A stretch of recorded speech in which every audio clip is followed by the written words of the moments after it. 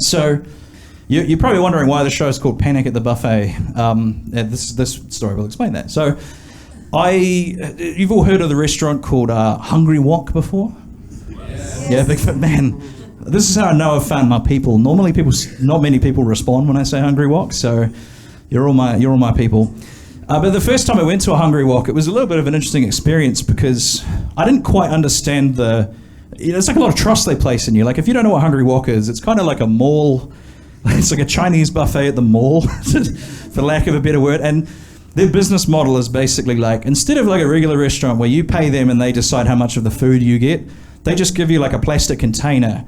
And so long as you can shut the container by the time you get it to the other end of the buffet, you're all good. And there's a lot of trust to put in the audience, and the customers, you know. But so where the panic for me came is I wasn't sure about the minutiae of the rules, like, am I allowed to press down? You know, when we say closed, what do we mean by closed? Because like, there's one thing more that I love than Chinese food. It's a deal on Chinese food, and so I was really thinking I was going to financially ruin this place by fitting the absolute peak that I could, but I also knew that I wouldn't be able to handle the humiliation if he made me like put stuff back. Like, I don't know, is it like the supermarket where you can just like, if you can't afford it, you just put it back? And like, the guy behind the counter was not helpful. He doesn't really say anything. He kind of just watches you and is like, oh, okay, right, yeah, we're going for that. I mean, so this time I went along, what was I going to say? So went along and placed my little container down, and as I'm kind of shuffling it along, I started off trying to be really careful. I'm sort of trying to be this like food architect, you know. I wanted the fish nuggets and I wanted the tofu, but I didn't want them to touch each other, so I built like a wall of spring rolls. I guess it's a great wall of this Chinese food. I built a great wall of spring rolls in between to keep them apart, and I was kind of, I guess, like spackling with fried rice and draping noodles around. I was really trying to get this kind of nice and like all neat, but the thing is, there's just so much good stuff that by the end, you know, your pile is receding way past the top of the container.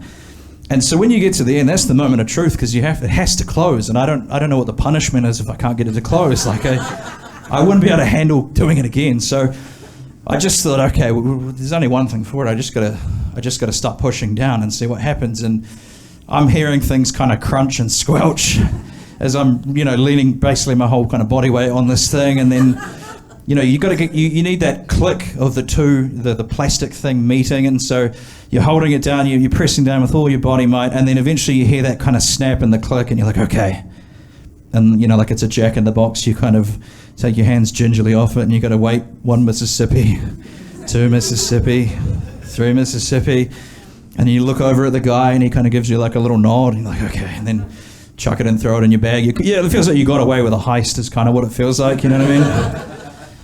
And my local place is wild because it has a sign next to the counter that just says, please do not eat while you're filling your container. Which, someone's tried that, right? Like, you know, it's happened a lot. Like, it's happened so many times they got sick of telling people that's when a sign is necessary. My friend actually said to me, he's like, they probably just look at who's coming and put that sign up depending on, you know, they saw you and were like, oh, get the sign. I kind of noticed that, and I laughed, and I said to the guy, I was like, geez, that's a bit rough, you've got to have that sign up here, isn't it? And he didn't really seem to get what I was saying it, so I just went, what kind of animals are you serving here? And he just went, beef, pork, and chicken. Do you know, I later found out, if you can't close the lid, the only punishment is they add $5 onto your, like, tab, like, whatever you call it, your fee. So now whenever I go in, I basically like ask for the container, and then I just slap a $5 down on the top and say, we won't be needing to worry about the lid today.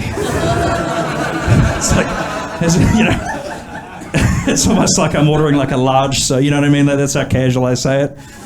One time I went in there with a 20, and I was like, I put it down onto, and I said, why don't you go take a long smoke break in the back and give me a little alone time with the buffet. But I was just sort of thinking about it, and I thought it's a really trusting business model, and it's the only shop that I've encountered that gives you that kind of business model. Like, you don't walk into a pet store and they're like, "Hey, welcome to Fuzzy Tums. Here's a cage. You have 10 minutes to get as many animals as you can in this cage. And if you can close the door, they're yours." I guess in that case, if you want to get like the mice and the boa constrictor, you got to build like a wall of tortoises between them, I suppose. Yeah.